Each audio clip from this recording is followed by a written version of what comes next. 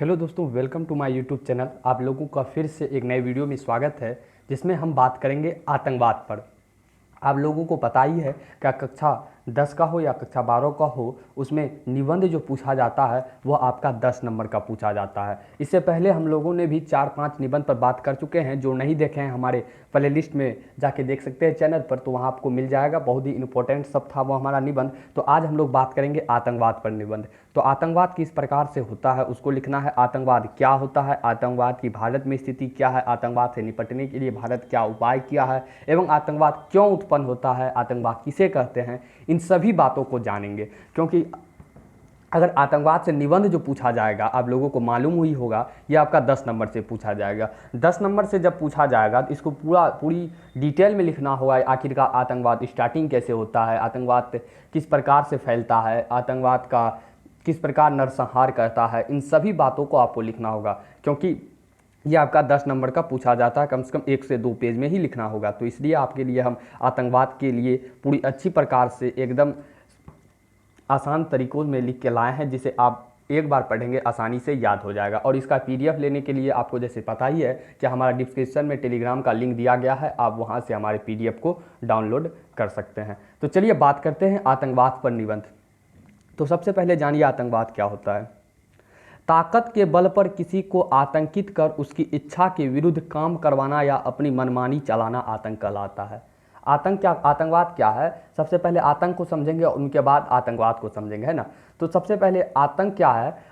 ताकत के बल पर यानी कि पावर के बल पर किसी को आतंकित कर उसकी इच्छा के विरुद्ध काम करवाना या अपनी मनमानी चलाना, यानी किसी इच्छा के विरुद्ध अपने मनमानी के कारण दूसरे व्यक्ति को आतंकित कर उससे इच्छा के विरुद्ध अपना काम निकलवाने के लिए जो काम करवाया जाता है वह जो हमारा आतंक कहलाता है। नेक्स्ट है, इस प्रकार की प्रवृत्ति समाज में प्राचीन काल से ही रही है और आज भी बलवान सदा से निर्बल को आतंकित करते रहते हैं और निर्बल अपनी व्यवस्था पर रोने के लिए विवश होते रहे हैं। यही करने की मानसिकता जब किसी उद्देश्य की पूर्ति के लिए संगठित समूह का दर्शन बन जाती है तो उसे आतंकवाद कहते हैं। तो इस पैराग्राफ में क्या है, क्या इस प्रकार की प्रवृत्ति यानी कि जो इस प्रकार की प्रवृत्ति है, इच्छा के विरुद्ध काम करवाने की प्रवृत्ति, यह जो है समाज में प्राचीन काल से ही आ रही है। जैसे कि बलवान जो है सदा निर्बल व्यक्ति को डरा धमका कर उनसे काम करवाते रहता है, निर्बल अपनी व्यवस्था पर सिर्फ रोने के लिए विवश रहता है।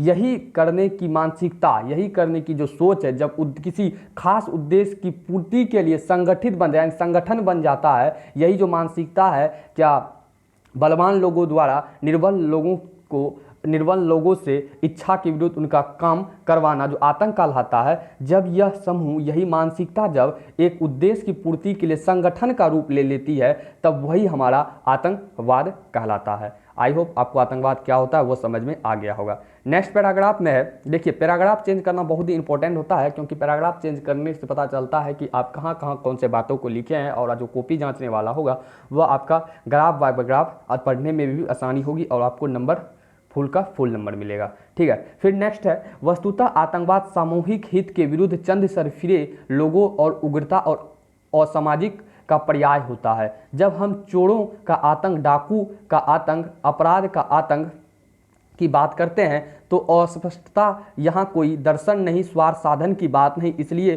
चोरों या डाकू के आतंकवादी की संज्ञा नहीं दे सकते हैं। तो यहाँ इस पैराग्राफ में कहता है आतंकवाद जो है सामूहिक हित के चंद सरफिरे उग्रता और असामाजिक का पर्याय होता है। देखिए आतंकवाद जो होता है वो आपका सामूहिक हित के लिए होता है, लेकिन चोर और डाकू जो अपराध करता है वह अपने स्वार्थ साधन के लिए करता है, यानी कि वह अपने स्वयं के लिए करता है। इसलिए चोरी या डाकू जो है आपका आतंकवाद की गिनती में नहीं आएगा, वह यहाँ बताया गया है। क्योंकि चोर और डाकू अपने स्वार्थ के लिए करता है, अपने स्वयं के लिए करता है, इसलिए वह आतंकवाद के गिनती में नहीं आएगा। नेक्स्ट पैराग्राफ में हमारा है,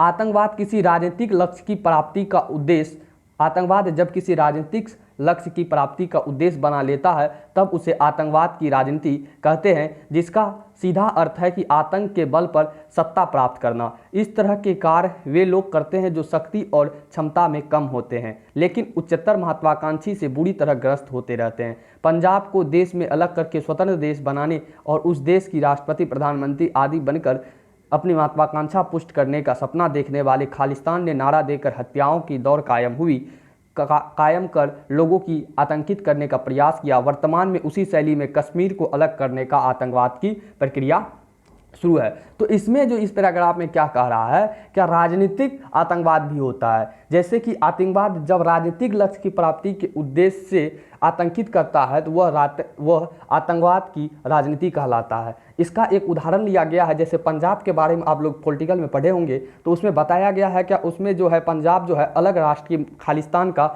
मांग करता है। उसके पीछे क्या रहता है, कोई राजनीतिक रहता है, नेता सबका राजनीतिक रहता है, वह उकसावा करता है। इसका अर्थ यह हुआ पंजाब जब अलग स्वतंत्र देश बन जाएगा तो वह उसका राष्ट्रपति और प्रधानमंत्री बन जाएगा। तो इसी सपना को पूरा करने या पुष्ट करने के लिए वह इस प्रकार के नारा देकर हत्याओं की दौड़ कायम कर लोगों को आतंकित करने का प्रयास करता है। तो उसी को हम लोग आतंकवाद कहेंगे, यानी कि राजनीतिक आतंकवाद कहेंगे। और वर्तमान समय में उसी शैली में आप लोग कश्मीर को भी देख सकते हैं। इस पैराग्राफ में पंजाब और कश्मीर का आपका उदाहरण समझाया गया है। तो कश्मीर में राजनीतिक चल रही है, वहाँ के गुमराह नौजवान पाकिस्तानी सह पर कर मर रहे हैं। धर्म के नाम पर कश्मीर को अलग कर पाकिस्तान में मिला लेने की पाकिस्तान साजिश अब अंतर्राष्ट्रीय मंच पर उजागर हो चुकी है, उसे मुंहतोड़ उत्तर दे रहा है। तो ये जो फेमस मामला है भारत और पाकिस्तान के बीच जो आतंकवादी होते रहता है, तो पाकिस्तान कश्मीर को अपना अलग राज्य बनाने की बात करता है और पाकिस्तान में मिला लेने की बात करता है। लेकिन यह मामला जो है अंतर्राष्ट्रीय मंच पर अब उजागर हो गया है और भारत भी उसे मुंहतोड़ जवाब दे रहा है। केवल भारत ही नहीं, दुनिया के अनेक देश आतंकवाद की राजनीति से प्रभावित है। इस बात को जानिए कि केवल भारत में ही आतंकवाद नहीं है, बल्कि संपूर्ण विश्व में आपका आतंकवाद है, आतंकवाद से प्रभावित है। नेक्स्ट है आतंकवाद की समस्या हमारे ही देश में नहीं, सभी देशों की एक बड़ी समस्या बन चुकी है। आतंकवाद अपने अपने गिरोह बनाकर रखते हैं, वे किसी भी कानूनी व्यवस्था को स्वीकार नहीं करते हैं, अपनी इच्छा से लोगों की हत्या करते हैं। आज के समय में जब हम विभिन्न समस्याओं के बारे में सोचते हैं तो हमें यह पता चलता है कि हमारे देश अनेक प्रकार की समस्याओं से घिरा हुआ है। देखिए इसमें बता रहा है कि आतंकवाद सिर्फ जो है एक देश की समस्या नहीं है, यह संपूर्ण विश्व की समस्या है। आतंकवाद जो है गिरोह बनाकर किसी भी देश की कानूनी व्यवस्था को स्वीकार नहीं करता है, वो अपनी इच्छा से लोगों की हत्या करता है। और आज के समय में जो हम विभिन्न समस्याओं के बारे में सोचते हैं तो हमें यह पता चलता है कि हमारा देश जो है अनेक समस्याओं से घिरा है।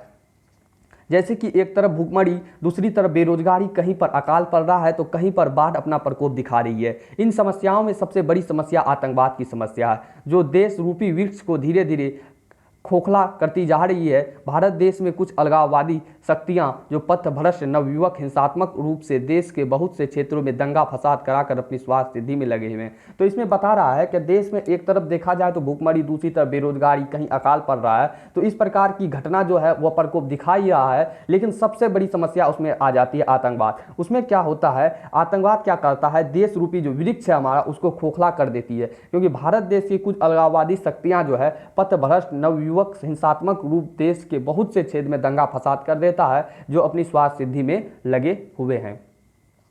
नेक्स्ट है आतंकवाद पर नियंत्रण किस प्रकार से किया जाए। भारत सरकार को आतंकवादी गतिविधियों को खत्म करने के लिए कठोर कदमों को उठाना चाहिए। ऐसा करने के लिए सबसे पहले कानून व्यवस्था को सुदृढ़ बनाना चाहिए। जहां तहां पर अंतर्राष्ट्रीय सीमा हमारे देश की सीमा छू रही है, उन समस्त क्षेत्रों की नाकाबंदी की जानी चाहिए, जिसकी वजह से आतंकवादी सीमा पार से हथियार, गोला बारूद और प्रशिक्षण प्राप्त करने में सफल हो रहे हैं। तो इसमें कह रहा है कि आतंकवाद नियंत्रण के लिए क्या करना चाहिए। आतंकवादी गतिविधि जो है उस पर कठोर कदम उठाना चाहिए और ऐसा करने के लिए सबसे पहले कानून व्यवस्था को मजबूत बनाना चाहिए। जहां तहां पर जो हमारी अंतर्राष्ट्रीय सीमा देश को सीमा से छू रही है, उन समस्त क्षेत्रों में नाकाबंदी की जानी चाहिए जहां से आतंकवादी प्रवेश करते हैं। जो युवक युवतियां अपने रास्ते से भटक चुके हैं, उन्हें समुचित प्रशिक्षण देकर उनके लिए रोजगार बहुत से पर्याप्त अवसर ढूंढने चाहिए। अगर युवा वर्ग की व्यस्त रखने तथा उनकी योग्यता को अनुरूप दे दिया जाए तो वे भी कभी रास्ते से नहीं भटकेंगे। इसकी वजह से आतंकवादियों को अपने षड्यंत्र को पूरा करने के लिए जन शक्तियाँ नहीं मिल पाएगी और वे खुद समाप्त हो जाएंगे। तो इसमें कहा जा रहा है कि अगर युवक युवतियाँ जो पथभ्रष्ट हो चुका है किसी चंद लालचों के कारण, उसे अच्छी प्रकार से पथ पर लाया जाए और सभी को योग्यता के अनुरूप उसको रोजगार दिया जाए तो इससे इस वजह से आतंकवादियों का जो षड्यंत्र है वह पूरी अच्छी प्रकार से काम नहीं कर पाएगा, क्योंकि जब युवा लोग साथ नहीं देंगे तो आतंकवाद अपने आप ही खत्म हो जाएगा और वे खुद ही समाप्त हो जाएगा। तो आई होप आपको ये आतंकवाद पर निबंध था वो अच्छी प्रकार से समझ में आ गया होगा। तो कमेंट बॉक्स में ज़रूर बताएं। तो आतंकवाद से सबसे पहले हम लोग क्या देखें, आतंकवाद किस प्रकार से होता है उसको देखिए, आतंकवाद क्या होता है उस पर बात कर चुके, आतंकवाद किस तरह हमारे देश में प्रभावी है उस पर बात की है, और आतंकवाद में किस प्रकार से लोग जाते हैं और आतंकवाद को ख़त्म करने के लिए भारत सरकार के लिए क्या कदम उठाना चाहिए उस पर भी बात कर चुके हैं। तो वीडियो को लाइक जरूर कर दें और वीडियो पर कमेंट करके बताएं कि वीडियो कैसी लगी, और चैनल को सब्सक्राइब कर दें क्योंकि इसी प्रकार की वीडियो हमारे चैनल पर आते रहता है। तो वीडियो और हमारे चैनल पर आपको कक्षा 12 की बहुत सारी वीडियो मिल जाएगी हर एक सब्जेक्ट की, तो आप हमारी वीडियो पर जाके देख सकते हैं। तो चलिए मिलते हैं नेक्स्ट वीडियो में। Thank you all of you, thanks for watching.